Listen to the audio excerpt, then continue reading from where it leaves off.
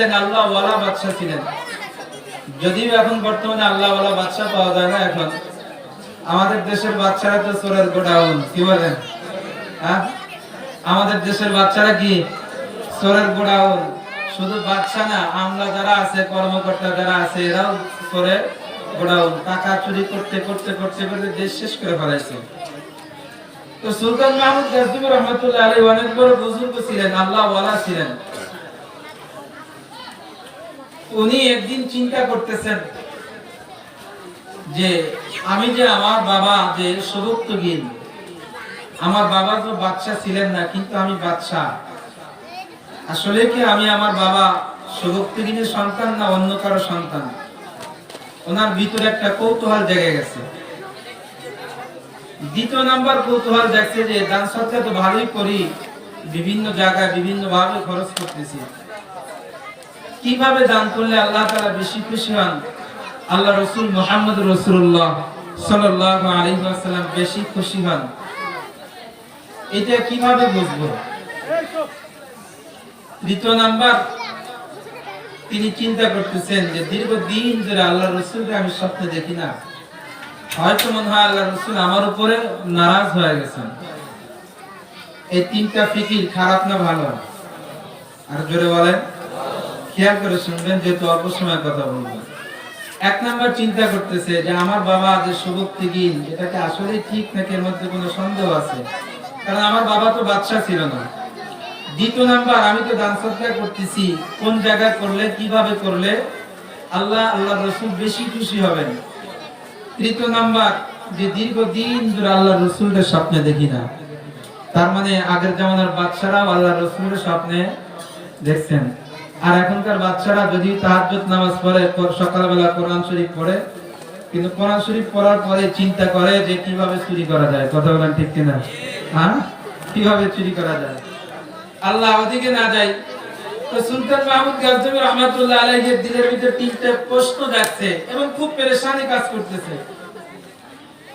যে এই তিনটা প্রশ্ন জাগতে এবং পেরেশানি কাজ করতেছে যে আসলে আমি তিনটে বিষয় নিয়ে চিন্তা করতেছি যে কি করা যায়, এর সমাধান কিভাবে পাই। এক নম্বর প্রশ্ন, যে আমার বাবার সুভুক্তগীনের মধ্যে কোনো সন্দেহ আছে না? তো সন্দেহ, এটাই ঠিকই ঠিক, কিভাবে আমি পরীক্ষা করবো? এখন তো পরীক্ষার সময় আছে, যে রক্ত পরীক্ষা করলে, ডিএনএ টেস্ট করলে বোঝা যায় যে এর বাবা কে, এর মা কে। আল্লাহ একদিন রাত্রিবেলায় সফরে বের হয়েছে, অর্থাৎ এলাকার লোকজনদেরকে দেখার জন্য ঘুরতেছে। ঘুরতে ঘুরতে ঘুরতে ঘুরতে অনেক দূর চলে গেছে, নিজ এলাকার থেকে একেবারে গ্রাম এলাকায় চলে গেছে। যাওয়ার পরে দেখতেছেন যে মিটমিটি করে আলো জ্বলে, আবার কখনো জ্বলে কখনো নিভা যায়। তো উনি আস্তে আস্তে আস্তে আস্তে ওইদিকে গেলেন, দেখলেন যে একজন তলবে এলেন। সে বাতির আওয়াজ, বাতির থেকে যে আলো আসতেছে, ওর আলো যখন ওর কিতাবের উপর পড়তেছে, কিতাবগুলো পড়তেছে, আবার আলো যখন চলে যায় তখন কিতাব পড়তে পারে না। সুলতান মাহমুদ গাজনভী রহমাতুল্লাহ আলাইহি উনি যা তলবে এলেন কি অপরিচিত ভাবে যা জিজ্ঞেস করতেছে, তুমি এখানে কি করো? তো তিনি বলতেছেন, তলবে এলেন বলতেছেন যে আগন্তুক, আমার মা বাবা দুনিয়াতে কেউ নাই, আমি ইতিম, আবার মা বাবার যে সম্পদ আছে তাও নাই, একেবারে আমি অসহায়। মাদ্রাসায় পড়ি, এখন তো মাদ্রাসা বন্ধ হয়ে গেছে, কিন্তু আমি যে কিতাব উস্তাদ যে পড়া দিচ্ছেন, এই পড়া আমি এখনো মুখস্থ করতে পারি নাই। এই জন্য বাহিরে এসে অন্যের বাড়ির আলো দিয়া আমি কিতাব পড়তেছি, মুতালা করতেছি। সুলতান মাহমুদ গাজনভী রহমাতুল্লাহ আলাইহির দিলের ভিতরে একটা চোট লেগে গেছে যে একজন তলবে ইলম আল্লাহর কালাম কোরআন হাদিস শিখতেছে, অথচ তার পড়ার মতো কোনো ব্যবস্থা নেই। সুলতান মাহমুদ গাজনভী রহমাতুল্লাহ আলাইহি নিজের কোনো পরিচয় দেয় নাই। উনি রাজপ্রাসাদে চলে আসছেন। আসার পরে উনি একটা বাতি নিছেন। বাতি নিছেন, যে বাতি এমন একটা সিস্টেম যে যেই বাতিতে তেল বললে অনেকদিন পর্যন্ত এটা জ্বালানো যায়, আগুনের ব্যবস্থা হয়। উনি রাজপ্রাসাদ থেকে ওখান থেকে নিয়ে ওখানে চলে গেছেন। যাওয়ার পরে তলবে ইলমে দিয়েছেন। দেওয়ার পরে রাত্রিতে গভীর রাত্রিতে আয়েশা তাহাজ্জুদ নামাজ পড়ে শুয়ে পড়ছেন। রাত্রি শুয়ে রইছে। সুলতান মাহমুদ গাজনবী রাহমাতুল্লাহ আলাইহি তলবে ইলমে এতটুকু শুধু তাকে ইহসান করছেন,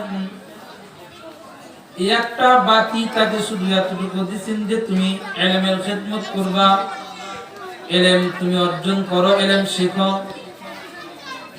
এতটুকু দান করার কারণে রাত্রি বেলায় তিনি স্বপ্নে দেখতেছেন আখিরি নবী মুহাম্মদুর রাসূলুল্লাহ সাল্লাল্লাহু আলাইহি ওয়াসাল্লাম ঘুমের মধ্যে সুলতান মাহমুদ গজনবী রাহমাতুল্লাহ আলাইহি আল্লাহর রাসূল ডাক দিবেন,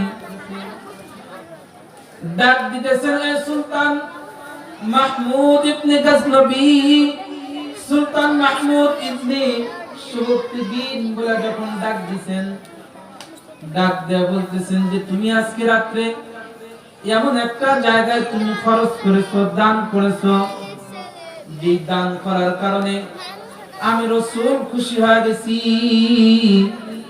আমি রাসূল তোমার উপর বড় খুশি হয়ে গেছি। এক ডাকে তিনটা প্রশ্নের উত্তর পাওয়া গেছে।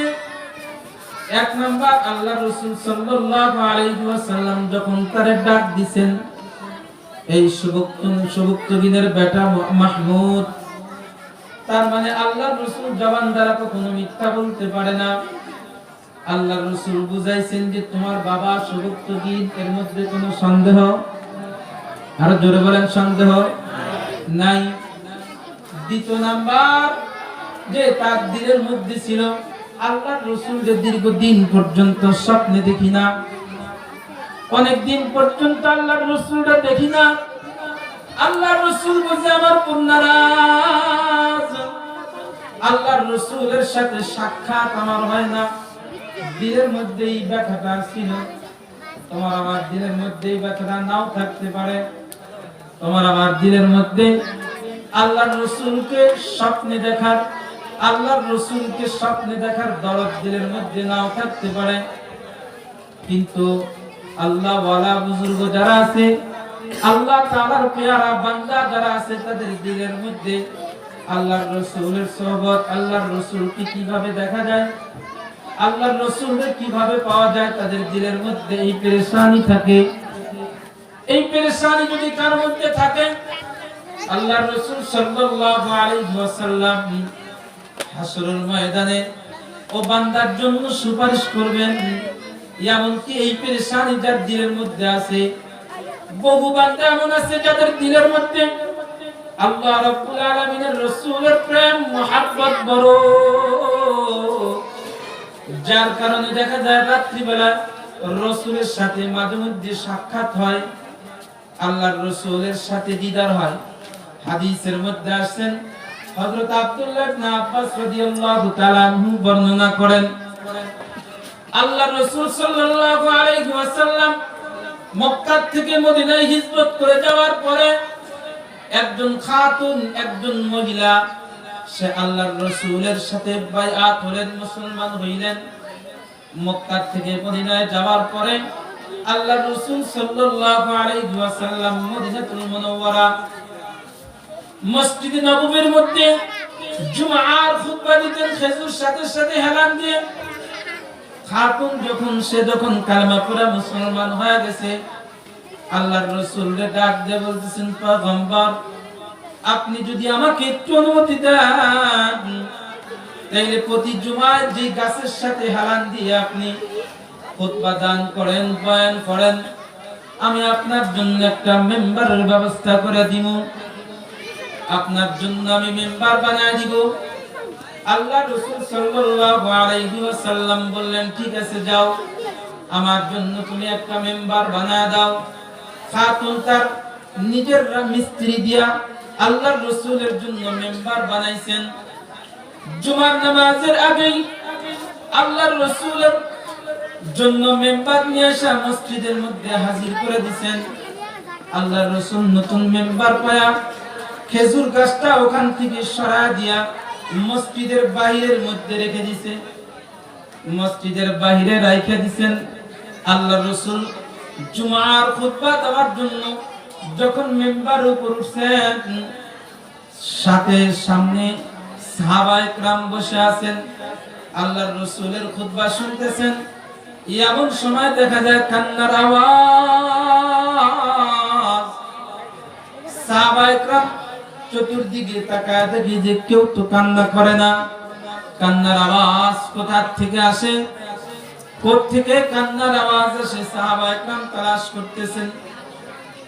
আল্লাহর রাসূলের কান পর্যন্ত যখন কান্নার আওয়াজ চলে গেছে, আল্লাহর রাসূল এদিক সেদিক তাকাতাকি করতেছেন। আরে আওয়াজ আসে কোথা থেকে, কে কান্না করে? হযরতে আব্দুল্লাহ ইবনে আব্বাস রাদিয়াল্লাহু তাআলা আনহু বলেন যে একটা সন্তান যেমন তার মার বুকের থেকে সিনায় নিলে সন্তান যেমন হাউমাউ হাউমাউ করে কান্না করে, ওইভাবে কান্নার আওয়াজ আসতেছে। সমস্ত সাহাবীদের ধ্যান ধারণা আল্লাহর রাসূলের নজরে গেছে যে আওয়াজ কোথা থেকে আসে। দেখে মানুষের কোনো আওয়াজ নাই। মসজিদে নববীর পাশে মরা খেজুর গাছ, যেই খেজুর গাছের সাথে হেলান দিয়ে আল্লাহর রাসূল দাঁড়ায় থেকে খুতবা পাঠ করতেন, ওখান থেকে কান্নার আওয়াজ। আল্লাহর রাসূল সাল্লাল্লাহু আলাইহি ওয়াসাল্লাম নিজের মিম্বার থেকে উঠে আল্লাহর রাসূল খেজুর গাছের কাছে চলে গেলেন। খেজুর গাছের কাছে যায় আল্লাহর রাসূল খেজুর গাছের উপর হাত দিয়া খেজুর গাছে সান্ত্বনা দিতেছেন। খেজুর গাছে সান্ত্বনা দিতেছেন, এই খেজুর গাছ তুই কান্না বন্ধ করে দে, তুই আর কান্না করিস না, আমি তোর জন্য দোয়া করব। মসজিদে নববীর পাশে আল্লাহ তাআলা তোরে জীবিত বানায়া দিয়া কিয়ামত পর্যন্ত তোর থেকে খেজুর হবে। এই খেজুরগুলো কিয়ামত পর্যন্ত মানুষ, যত মানুষ মদিনাতুল মুনাওয়ারায় আসবে, তারা তোর খেজুর খায়া খায়া তারা তৃপ্তি পাইবে। সুবহানাল্লাহ, কিয়ামত পর্যন্ত খেজুর দিতে থাকবে। খেজুর গাছের আওয়াজ, কান্নার আওয়াজ বন্ধ হয় না। আর আওয়াজ, কান্নার আওয়াজ আরো বাড়ায় দিবেন। আল্লাহর রাসূল বলতেছেন, ও খেজুর গাছ, আমি তোর জন্য আল্লাহ তাআলার কাছে দোয়া করব, আল্লাহ তাআলা যেন তোরে জান্নাতি বানায় দেন। সুবহানাল্লাহ, আরো জোরে বলেন সুবহানাল্লাহ। খেজুর গাছের কান্না থামে না। আল্লাহর রাসূল সাল্লাল্লাহু আলাইহি ওয়াসাল্লাম এরপর বলতেছেন, খেজুর গাছে আমি আমার মিম্বারের নিচে তোরে আমি দাফন করব, যেখানে আমি খুতবা দিব ওইখানে তুই চিরকাল পর্যন্ত থাকবি।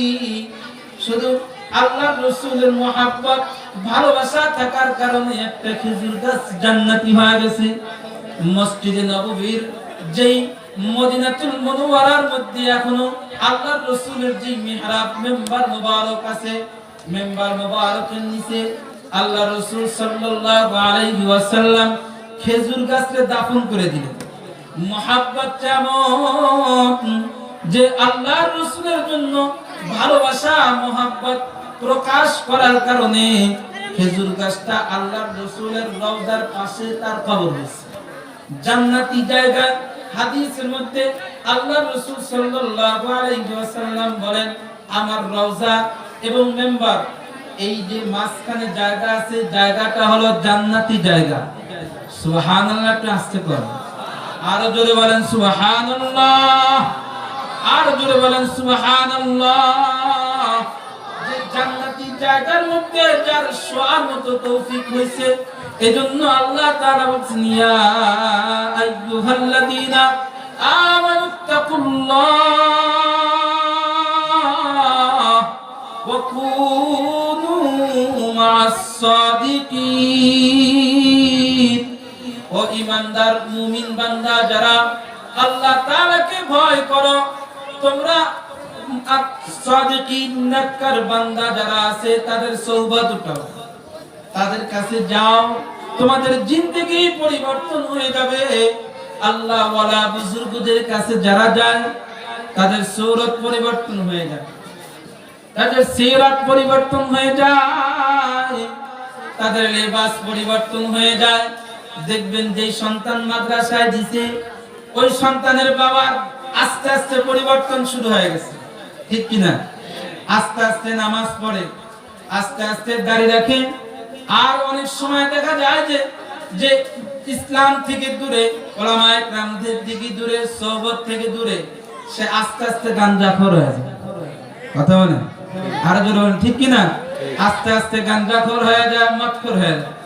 এই জন্য ওলামায়ে কেরামদের সোহবতে থাকা, ইয়া আইয়ুহাল্লাযীনা আমানুত্তাকুল্লাহ ওয়া কুনু মা'আস সাদিকিন। সাদিকিনদের সোহবত দাও। সুলতান মাহমুদ গাজনবী রাহমাতুল্লাহ আলাইহির দিলের মধ্যে আল্লাহর রাসূলের প্রেম, আল্লাহর রাসূলের ভালোবাসা। এইজন্য দিলের মধ্যে প্রেম নিয়ে যখন পরিকল্পনা চিন্তা ফিকির করতেছেন, আল্লাহর রাসূল রাত্রি বেলায় যা বলতেছেন, এই সুবক্ত দিনের বেটা মাহমুদ, আজকে রাত্রে যেই কাজটা তুমি করেছো, যেই কাজটা তুমি করেছো, আমি রাসূল তোমার উপর খুশি হয়ে গেছি। কারণ জমিনের মধ্যে রাসূল আর আসবে না। সাহাবায়ে কেরাম রাসূল সাল্লাল্লাহু আলাইহি ওয়াসাল্লামের আশিক ছিলেন। আল্লাহর রাসূলের চেহারার দিকে তাকায় থাকতেন, আল্লাহর রাসূলের থুতু মোবারকের জন্য পেরেশান থাকতেন। আল্লাহর রাসূল যদি ঘামতেন, আল্লাহর রাসূলের ঘাম মোবারক পর্যন্ত বোতলের শিশির মধ্যে ভরে রেখে দিতেন। কখনো প্রয়োজন হলে আতরের মতো ঘামগুলো ব্যবহার করতেন। সাহাবায়ে কেরাম তো এমন আশিক ছিলেন। এজন্য আল্লাহর রাসূল সাল্লাল্লাহু আলাইহি ওয়াসাল্লাম বলতেছেন, আশিকরা রে, কিয়ামত পর্যন্ত কিন্তু আমি থাকবো না, কিয়ামত পর্যন্ত আমি থাকবো না, কিন্তু আমার আশিক পেয়ারা, আমার উলামায়ে কেরাম, আমার ওয়ারিস কোন থাকবেন। ক্বালান নাবিয়্যু সাল্লাল্লাহু আলাইহি ওয়াসাল্লাম, ইন্নামা ইয়াখশাল্লাহা মিন ইবাদিহিল উলামা। আল্লাহ রাসূল সাল্লাল্লাহু আলাইহি ওয়াসাল্লাম, আল্লাহ রাসূল সাল্লাল্লাহু আলাইহি ওয়াসাল্লাম বলেন, ইন্নাল উলামা ওয়ারাসাতুল আমবিয়া।